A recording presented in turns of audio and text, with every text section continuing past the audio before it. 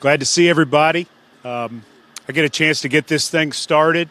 As we got ready for the 2007 NFL Draft and our coverage, we started to hear the name Michael Griffin just a couple of days before the draft began, and he was not a name that we thought would be the one that the Titans would select, because the Titans in 2007 didn't need a safety, and yet this name kept coming up. So I actually went to one of our scouts and I said, Michael Griffin, give me the lowdown on him.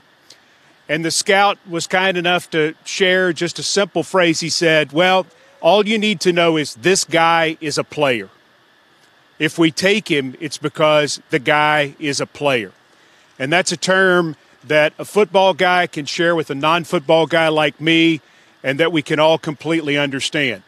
And throughout Michael Griffin's career, we certainly saw the guy was a player all the way through. You've got all the figures on the tackles and the sacks and the interceptions and the forced fumbles. But let me share a couple things that really stand out that show how complete an athlete and how complete a player he was. In 2007, he was our primary kick returner for a good bit of the year, averaged 23 yards per kickoff return.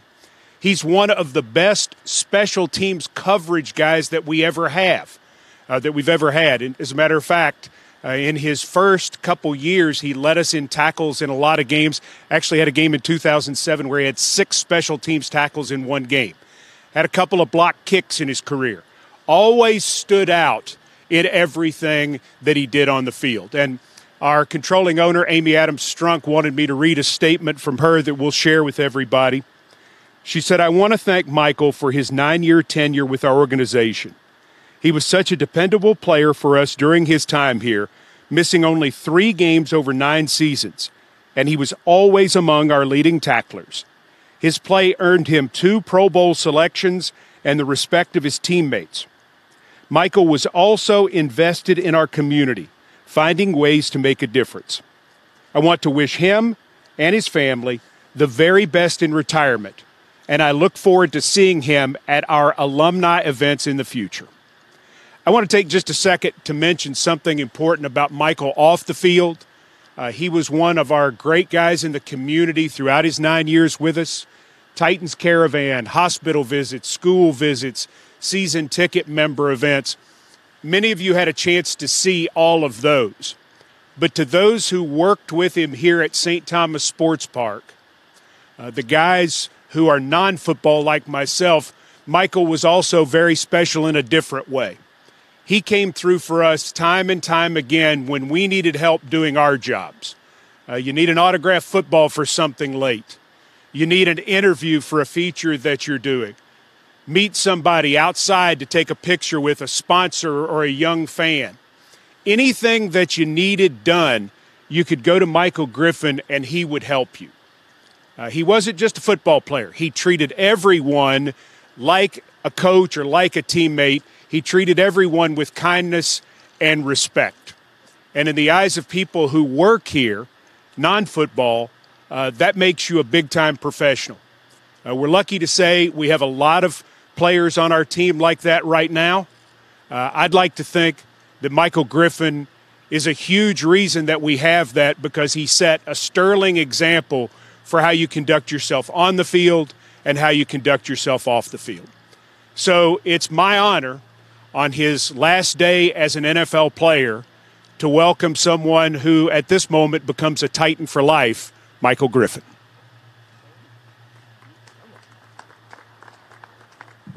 How y'all doing? Long time no see for some of y'all.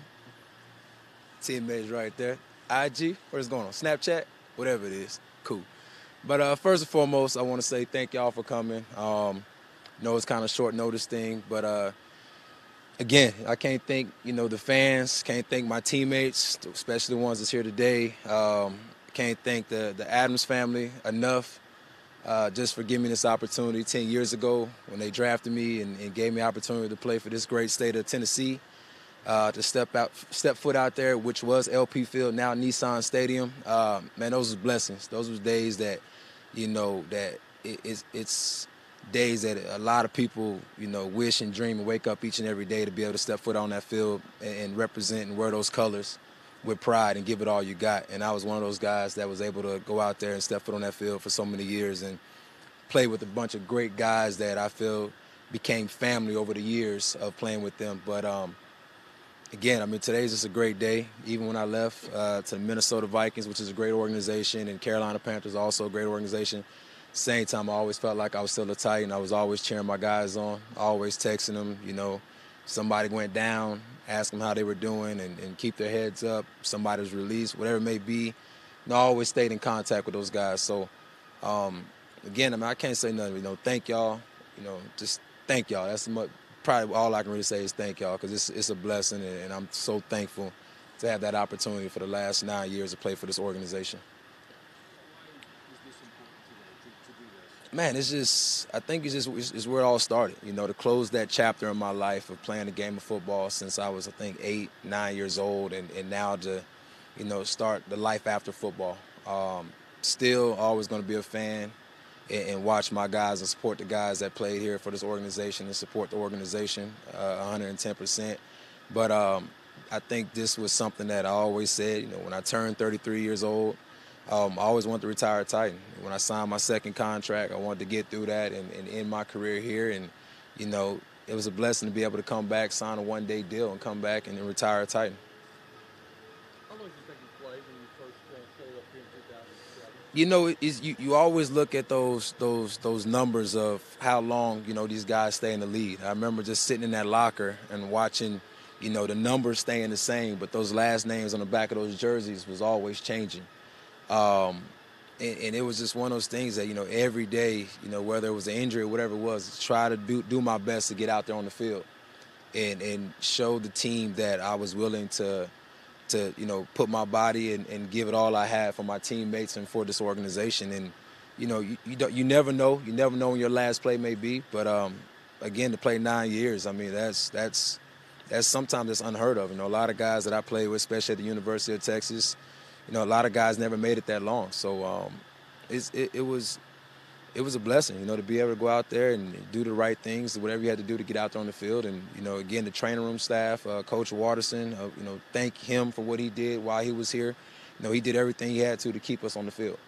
I guess to have some of your, former teammates came up, you know, show up here, and I guess that's probably what you missed the most. Oh, most definitely. I mean, I think the most I miss about football is being around your teammates, that camaraderie that we had, all the jokes and stuff that we had, just being in that locker room, you know, win, lose, or draw. You know, you come in that locker room, you know, you all felt the same, but, you know, it was just being around your family members. I think that was what you miss most when you're out there in the real world.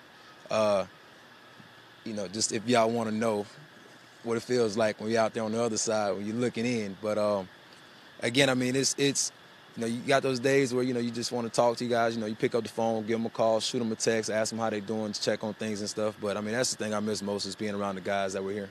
What do you remember about your very first game here? Going on that? First game here? Oh, if you would remember, the first game, the opening kickoff return, like Mr. Key said, I fumbled the opening kickoff return. I didn't return kicks, so I still don't know how I ended up doing that job. But opening kickoff return, fumbled on the first kickoff return, and we recovered, thank God. But after that, I learned from my mistakes, hold the ball tight, you know, when you return the kicks. But I think that's what I remember most, the planes flying over and opening kick. I was like, I'm going to take this to the house, and the ball came out and rolled down the field, and I was like, oh, they're about to cut me today. But it worked out for me. When you think back to your playing career, is there a game or a play that stands out? I think what stands out most is just, you know, watching the guys make plays. I mean, there was some great plays that I seen. I mean, I remember it was a onside kick that I bobbled, and, you know, Jacksonville got the ball back. You know, Sammy came in there and blocked the field goal. We ended up winning that game. There were some plays. I mean, I remember watching Jarrell Casey one time. We was watching film. We realized how fast he really was when we were just watching him run down the field. Tommy Campbell, when we had a trick play on punt return where he came back and returned the kick for a touchdown. I mean, there's just those big plays that I realized from different guys. I mean, I know I made plays that, you know, may stand out, but, I mean, just to be on the field and watch those plays that other guys made and, you know, again, being on the other side of the fence when you're talking to other guys and they're, you know, reminiscing about plays, you know, you, like, I was there. I seen it. You know, you saw it drawn up in the film room, and and then you see it come into play. You know, I think that's what I remember most is just being out there with my teammates and watching them make plays. So I think that. Where's the 2-interception game against the Steelers that the touchdown ran? I think Kevin Byard already out-topped that one. You know, it's weird because it was, year 2 for me, and second to the last game of the season, I got that interception returned for a touchdown.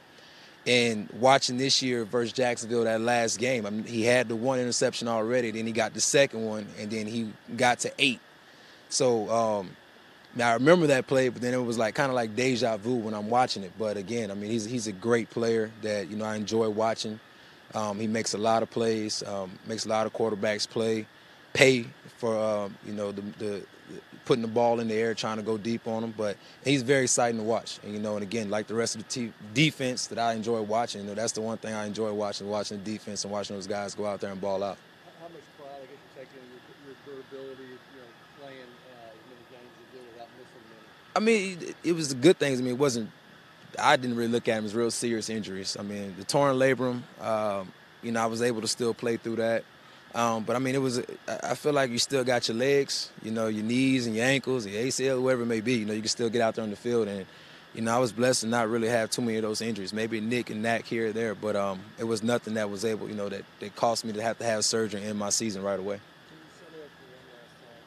Who was faster, you or Griffin? I'm going to go with myself still. Nah, after Cortland, of course. I mean, he ran a 4.3 coming out of college, and he was a great teammate of mine also. I mean, I still stay in contact with him.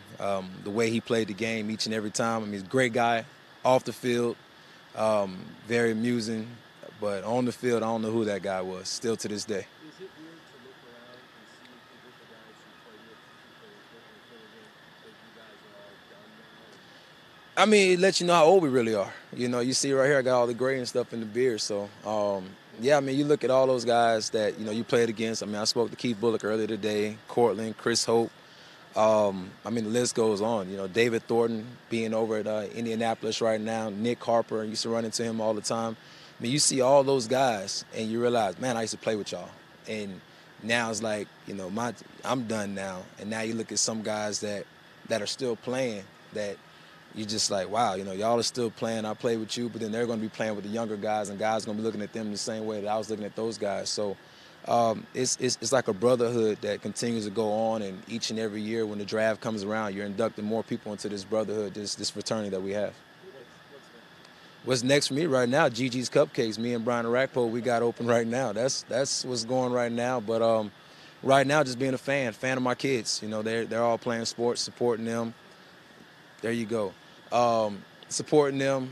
They're playing sports. I think I owe them, that most because many games they came to, especially my son flying in each and every week to the home games and staying there for the games. Now it's time for me to go support him, and whether it's drive wherever he's at to go watch him play. My daughter, the same thing, and I got a young one that's 13 months old. This is the first opportunity that I get to watch every step of the way, from birth to crawling to walking. This is the first time I got to see every one of those steps. So, I mean, it's a lot that it's a couple of more blessings when it comes to after you playing a game of football, things that people get to see on a daily basis that, being a professional athlete, you don't get to see. What's maybe your proudest moment, and maybe what's one thing that you weren't able to accomplish that you wish you would have? I think winning. I mean, first and foremost, winning a playoff game. I played in 2 playoff games, but we didn't win neither one of them.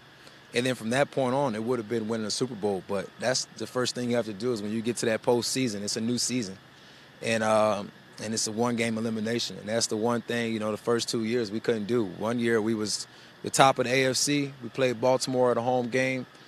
Some things did happen that didn't work out in our favor for the outcome of that game, but we still had a lot of opportunities to score touchdowns where we turned the ball over. But, I mean, you win as a team, you lose as a team, so there's no finger pointing. You just realize that we got to execute and make the plays when they need to be made, and you got to play till the whistle's blown. What was last season like for you not being in the league for the first time? I was still training just in case if I got a call, but I went back to school. I finished and got my degree. Was working on the Gigi's Cupcakes project, going into corporate office, learning the ins and outs, the build out, just things that you take for granted that you don't realize this goes on. I mean, when you leave the game of football, all you know is the X's and O's, the playbook. That's what you know. But when you get out there and you start looking at, how business is run, the ins and outs of things that, you never really thought about because, since I was young, I always played sports and that always came easy to me. But now you're learning the whole business world of, the build out process, doing your numbers and stuff on, when you're in the bakery of how many cakes you're supposed to bake and things of that nature. That's stuff that I had no clue about because that's something I never thought about until when you're done with the game of football. Now you start thinking what's next.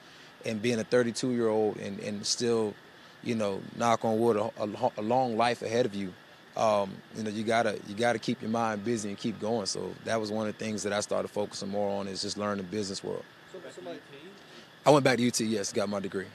somebody would have told you played 10 seasons, I guess almost 1,000 tackles, 25 picks. I guess would you have taken it? Yeah, I would have. I mean, the last 2 years that I played at Texas, I led the team in tackles. And that was one thing that, it was always get to the ball. And that's the one thing I always prided myself on was just get to the ball. You never know what may happen when you're around the ball. And, you watched that from the Titans defenses last year. Those guys were getting to the ball and good things was happening. So that's the one thing I would tell anybody, get to the ball because that's where all the action is. That's where the ball is. And the whole purpose of playing defense is get the ball back for the offense. Rookie minicamp begins today. It does? Or this week. Okay. From your vantage point, what would you say to guys walking into this building for the very first time? Soak it all in, but at the same time, be ready to work. It's a job now. When you played at college, you played in high school, you was playing for the love of the game, and you still play for the love of the game, but just realize that, what you put on tape, what you put on film, and those things is what happens, is what your career is going to be. Again, go back to what I said before. I seen a lot of guys, that number always stayed the same, that uniform did, but that name on the back of the jersey changed, and I seen a lot of guys that had the ability to play, 9, 10, 12 years. They was real good football players, but decisions that they made, unfortunately didn't work out for them, and they was out the league, quicker than I was. Of course, my wife is from here. My daughter already said she wants to move back because she was born and raised here. She didn't leave until I was released. So definitely be around, especially in the summertime and things of that nature. So we'll see what happens. Plus, support my guys and stuff. I already looked on the calendar and what games I want to come to. So I'm gonna see who's gonna give me free tickets or they're gonna make me pay for it. How much you miss it? You talked about your teammates. How much you miss doing something good for so long? Man, you know what? It was tough. There was some days where you wake up and especially Sundays. You wake up and you looked at that time that you was normally ready to get on the bus, eat breakfast, and be ready to go play in the game. And I did the ritual. Whether when I was in Carolina, text you guys and tell them good luck and good luck out there. And but then when the kickoff came at 12 o'clock, I would try to occupy myself, go play basketball or something to get my mind going. But no matter what time it was when the Titans were playing, I made sure I was sitting right there in my seat and watching the games. But it was tough at first, but when you start looking back at it and you kind of look at yourself being selfish when you're saying that you played 10 years, and if you want to pout about it or be upset about it or whatnot about not being able to continue to play, you're kind of being selfish because again, there's some guys that go through that rookie mini camp, that goes through that training camp, and don't ever get to play it down to football after college. I have a twin brother who never played after college. So I started thinking more and more about it, having my family there, my wife, the kids, and being able to go to their games and things of that nature. And I really started seeing that, there's life after football. And that started making it easier to transition. I think the biggest thing is when I'm at their games, I get that same enthusiasm and that same motivation that I'm out there yelling and screaming, cheering them on, and then my wife has to tell me, calm down, they're kids. And I'm like, okay, you're 100% right. But again, it was tough at first, but right now I'm at ease. I get to retire Tennessee Titan, and this is where I started at, and now you close that chapter in my book, and it's now to start a new chapter. Appreciate it, Griff. Thank We're you. gonna take some pictures here with his family and teammates at the 50. Y'all. What's your kid's name? Oh, Michael or Braylon? Yeah, Braylon is his name is Michael.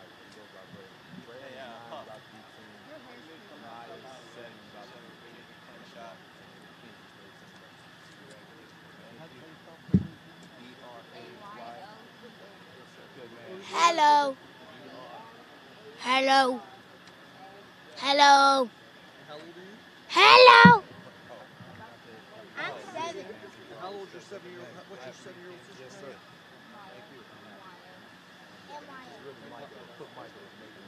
And then what's your little sister's name? Mackenzie. MC. No. M-I-K. I was mean for that. I spelled it like Mike. She was Okay. almost left out. M-I-K-E. N-C-I-E. And how old is she? 13 months?